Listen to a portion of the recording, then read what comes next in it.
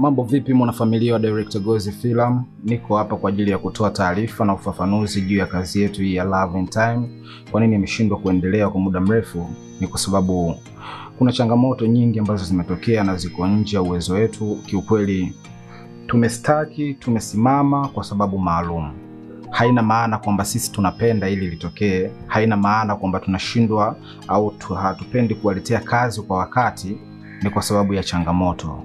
Na changamoto hizi tumekuwa tukizifanyia kazi muda wote ambao tumekuwa kimya, lakini kwa sasa tunamshukuru Mungu, Allah Karim.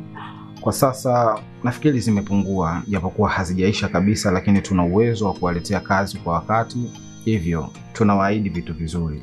Leo ni siku ambayo tutaiachia episode ya 6, kwa hiyo kama mkao wa kula by saa 8 kamili kazi itakuwa hewani.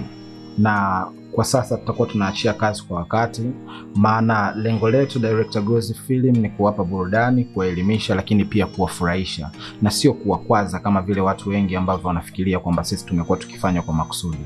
Hivyo niwaombe radhi sana kwa kile ambacho kilichotokea, lakini niseme tu yaliyopita si ndwele, tugange yajayo. Usiache kutufuatilia kwenye channel yetu ya Director Gozi Film, maana vitu vizuri vinakuja. Ndio kwanza tumeanza. Kama bado hujawa mwanachama wa Director Gozi Film, basi usiache kusubscribe na kubonyeza alama ya kengele ili uweze kupata notification kwa wakati.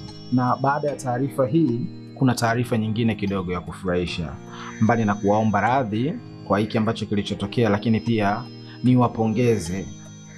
niwapongeze pamoja na kuwashukuru kwa kunisapoti kuanzia mwanzo mpaka wakati huu, kwa kuweza kutimiza 100k, kuweza kutimiza subscriber 100,000. Kiukweli niwashukuru sana, sina cha kuwalipa ila Mwenyezi Mungu yuko pamoja nanyi na Mungu awabariki sana. Niwaambie tu muendelee kuwa nasi, tunawaahidi kuwafanyia vitu vizuri, tunawaahidi kuwaletea vitu vizuri vya moto ili tuweze kuianza safari ya kwenda kuelekea kwenye subscriber milioni 1. Asanteni sana.